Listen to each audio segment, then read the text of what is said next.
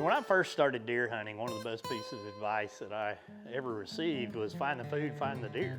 As a hunter, understanding that it could be an agricultural crop, soybeans, corn, whatever it may be, alfalfa, or it could be different types of nuts that are falling, acorns, chestnuts, whatever it may be, as well as the different types of browse. I mean, it can be as simple as you get rain in certain situations that cause the mesquite beans to drop in South Texas, or a certain type of forb to pop up out in the pasture that these deer will move to. And as such, you, the hunter, knowing that, paying attention to all the different weather, looking at your scouting cameras on where the deer are moving at different times, what they seem to be feeding on, is going to be really key to help you locate specific locations to put up a stand or put up a pop-up or adjust to. So once again, find that food and you're going to find the deer. You know, many of us understand that deer eat a variety of plants.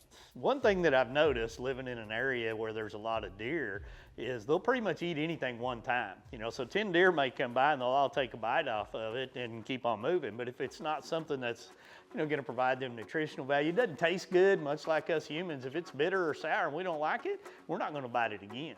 But when you can find something that fits inside a deer's diet that tastes good, it's very palatable, those deer are going to come back and visit it again and again. And that can be a lot of different things. And that's why when I'm asked questions about, you know, what type of browse, what type of forbs, grasses, what should I target to find those deer, my answer is always the same. Well, it depends. Depends on the season, depends on what's going on, because those deer are going to move around to find what they like. It's just like me. I like to go to a different restaurant. I like to eat different things. The deer is no different. Now, there's going to be windows of time that deer is going to set up on certain food sources, like when acorns are dropping. Acorns in Central Texas, when they are dropping, those deer run to them.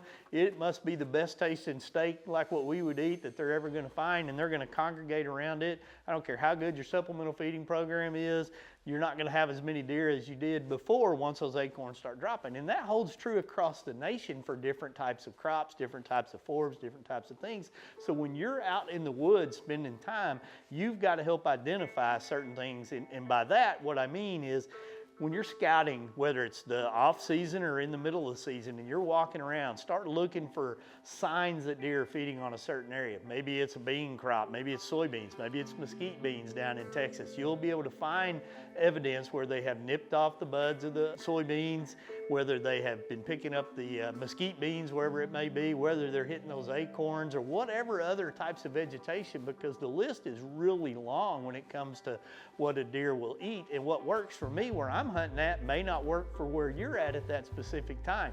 Everything's seasonal. Rain patterns will impact it. The crops as they come in certain times, when they're harvesting, say, corn or soybeans in certain areas. So as you keep all of those thoughts in mind, pay attention to where you're seeing those deer each year. Talk to your buddies while you're walking around to and from your stand. Look to see certain things that you think that the deer might be eating. And when you can identify that food source, that's when you want to set up on it. Now, that food source might last for a day, it might last for a week, it might be a month, it could be longer depending on where you're hunting and the conditions. So be adaptable, be prepared to adjust, and find the food, find the deer.